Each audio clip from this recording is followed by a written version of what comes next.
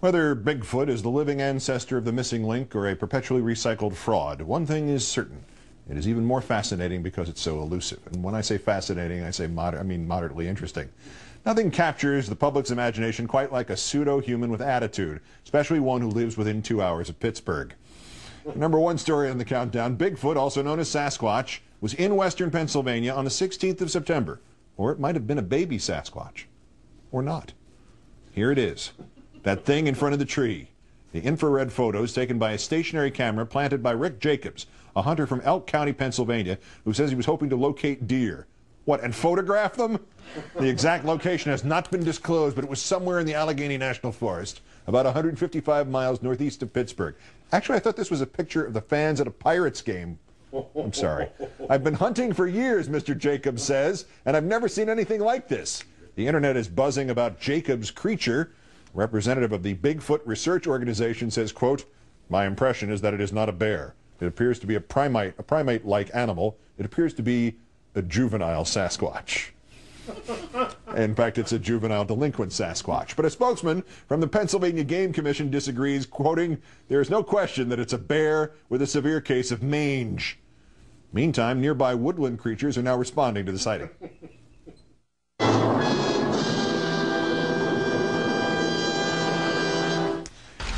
On that note, let's bring in the producer of World's Greatest Hoaxes Exposed, Bob Kiviat. Good evening, Bob. Hi, how you doing? Well, here we go again. I suppose the idea that this is kind of hunched over, one picture's a little easier to make out than the other, the thing's head possibly obscured by its torso, of course its heart did tell. What do you make of this?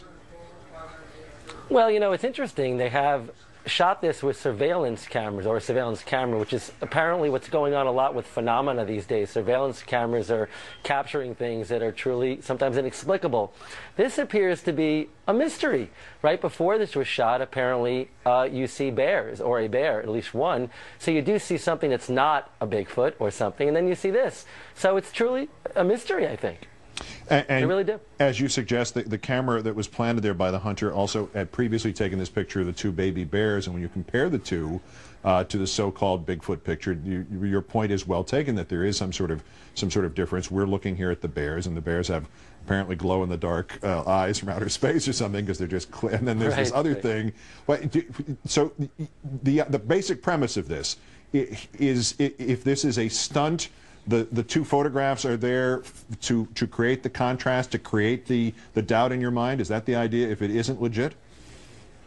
Well, absolutely. The idea that maybe someone knew that he had set up the camera and that this was sort of a trick played on him is quite possible. But again, you're looking at a photographic anomaly. I mean, let's face it, this looks like a biped of some type. The legs look very long.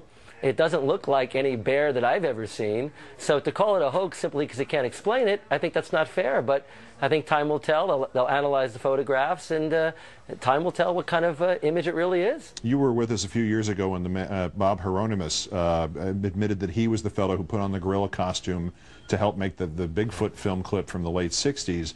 Do you think all Bigfoot sightings are hoaxes?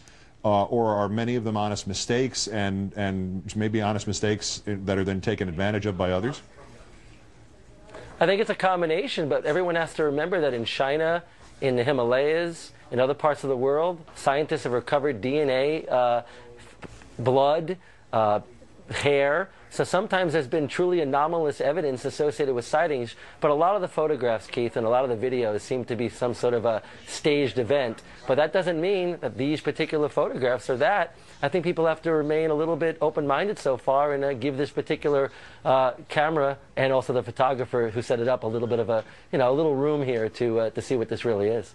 And we'll continue the investigation as time goes by, because of course there was another sighting in New Mexico in September of another possible Bigfoot, and we know only one thing that I think we can say with some certainty, that those are probably not the same big feet or Bigfoot. He didn't travel from New Mexico to western Pennsylvania. Bob Kiviat, the producer of World's Greatest Hoaxes Exposed. Great, thanks for coming in for us tonight. Thanks, Keith. That's countdown for this, the 1,643rd day since the declaration of mission accomplished in Iraq. From New York, I'm Keith Olbermann. Good night and good luck. Our coverage continues now with MSN.